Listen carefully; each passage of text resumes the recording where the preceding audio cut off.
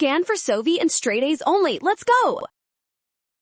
Molarity questions are freebies when you know the formula, and this one gets solved fast by matching exactly what the definition of molarity requires.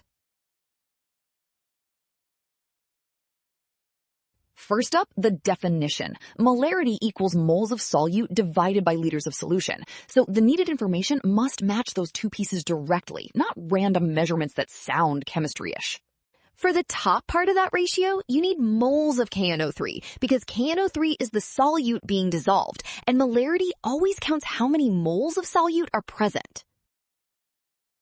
Then, for the bottom part, you need liters of solution, not liters of solid and not water density, so option D matches the formula exactly.